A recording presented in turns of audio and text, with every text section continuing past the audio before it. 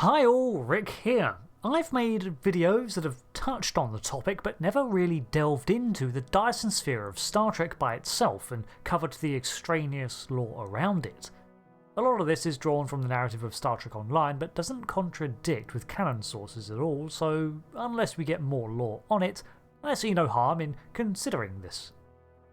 So, the Dyson Sphere was soon termed the Jenolan Dyson Sphere, after the first Starfleet ship to discover it in 2294 by literally making contact with it.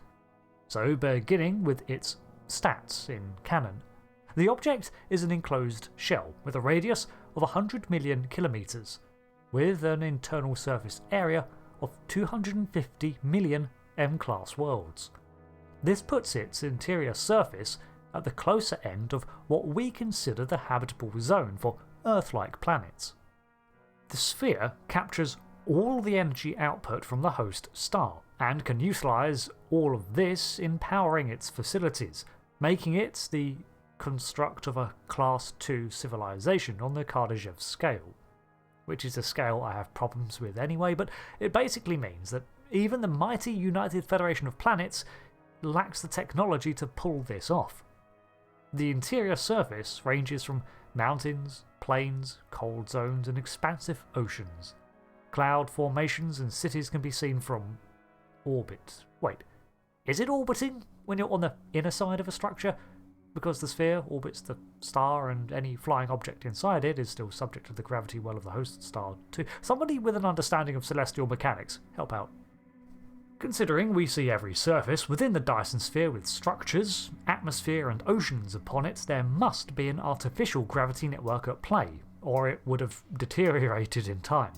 Unfortunately, while a breathable and explorable surface, such expeditions were never carried out in the shows, as the host star had long since become unstable and begun throwing off lethal radiation, which had since irradiated the sphere and would have done the same to the Enterprise when its shields eventually gave out, so there was kind of a timer to escape. The entryway, perhaps one of several, is a mechanical hatch surrounded by guiding tracked beams that pull a vessel in to guide it. This mechanism is triggered by a subspace relay on the outer shell, but unfortunately the tractor beams were at a frequency that was incompatible with Federation tech, causing both the Jenolan and Enterprise to lose power. Whether this is due to deterioration of the sphere's systems, or just the builders operating on a different system, was unknown. The outer case is a carbon-neutronium mix, which is a second hint at the technological level at play.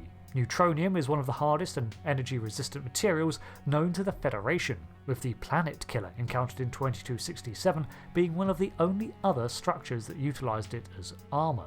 The Federation is aware of neutronium, and can harvest this material, but seldom works with it, thanks to seemingly lacking the know-how, and it cannot be replicated. The Dominion saw some limited implementation of neutronium, but they used it on smaller defensive doors, not entire starships, let alone superstructures.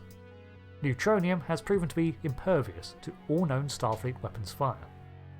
The outer shell also blocked all emissions from within the sphere, solar winds, radiation and communications, subspace or otherwise. This made it difficult to detect against the darkness of space, and there was 75 years between its first encounter and second. Both of these were also only because a vessel was passing en route to the Norpin colony and had to compensate for the gravity well that they unexpectedly encountered. After its escape, the Enterprise went on to relay its findings to Starfleet, who then immediately dispatched better-suited vessels to investigate, and as of 2381, it was still a point of routine study, suggesting that Starfleet likely maintains a presence here. After all, full exploration would take decades based on size alone. So, that's about it in canon. So let's move on to the lore added from other official media. In Apocrypha, Starfleet does indeed continue to explore, with at least one starship stationed here at all times, complete with specialised radiation shielding to continue mapping and trying to learn more about the sphere. One novel, aptly named the Dyson Sphere, mentions that many vessels over millennia have made their way here and become stranded, eventually settling the surface and forming colonies here. This is rather likely, to be honest, despite the radiation, so there may be non-native civilizations scattered throughout, that we never encountered in the show.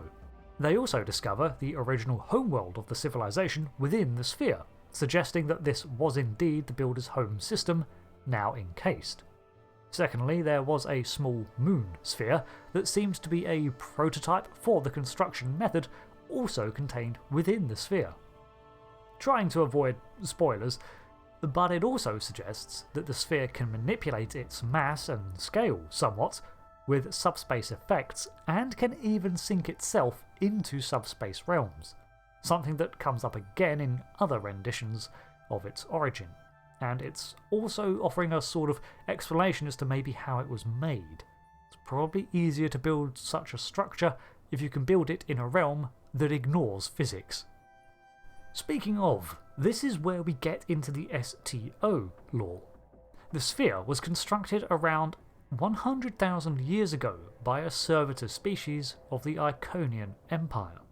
After their fall, 200,000 years ago, the survivors no longer operated openly within the Milky Way, and instead employed other species to do their work for them in rewards for technology. One such species was the Solanae, the clicking aliens encountered by schisms, who they used primarily as watchers and researchers. While not 100% confirmed who made it, the technology at play would have been drawn from Iconian understanding and engineering, a species that was already apt at folding space-time to their will beyond even warp travel limits. Also of note, the last time we encountered an Iconian probe, its technology was also incompatible with the Federation's. Construction began with the collection of raw materials, funneling all the matter within 200 light-years of the construction zone into a single area and condensing it into neutronium. Climate-controlled artificial atmospheres and gravity ensured the surface could be terraformed at speed with protomatter-like effects, and over an age the sphere was formed. The sheer power required to undertake this feat was provided by Omega molecule reactors, something that Starfleet did its best to keep under wraps until the discovery of a second sphere in 2409 using the Midas long-range array approximately 30,000 light-years from Earth. This one became accessible when the Iconian Gateway network was inadvertently activated by a stranded away team that is in no way responsible. This also caused the Jenolan Dyson Sphere to relocate itself, using some advanced form of space-folding technology powered by Omega molecules to place itself in the deeper Delta Quadrant, taking with it the small Starfleet presence there. This showcases an unexpected function of the spheres, that they were mobile. Internally too, gateways reactivate which connected the interior of the spheres, and Starfleets, the Romulans, Klingons and many more suddenly see these connected spheres as a shortcut to the Delta Quadrant. The spheres were to act as bases of operations for the servitor species and a potential arc for the Iconians to rebuild. However, many were eventually abandoned, and even the servitors had to retreat into subspace to escape the radiation effects created by the host stars of the spheres, becoming the creepy abductors we see in Schisms. A third sphere, named the Andromeda Sphere, because that is the galaxy where it was located, eventually manifests itself in the Iconia system and seems to be the base for the Iconian remnants. All of these spheres are similarly depicted, with cityscapes entwined with grand parks and natural areas. With the presence of Omega 2, the Federation objective shifted to isolating and shutting down the reactors, which would return them to a dormant state, while others, like the Voth, saw the sudden intrusion of the Jenolan Sphere and the aliens it brought with it as a threat to their dominance in the Delta Quadrant. With the spheres becoming active once again, a technological race developed which fortunately the Federation got a handle on, forming a cooperative alliance of shared research out of what could have been an arms race.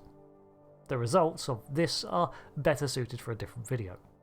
Suffice to say, on both of these descriptions and origins, the spheres have the ability to sink into and work with subspace, which would be a necessary feat in the construction of such gargantuan constructs.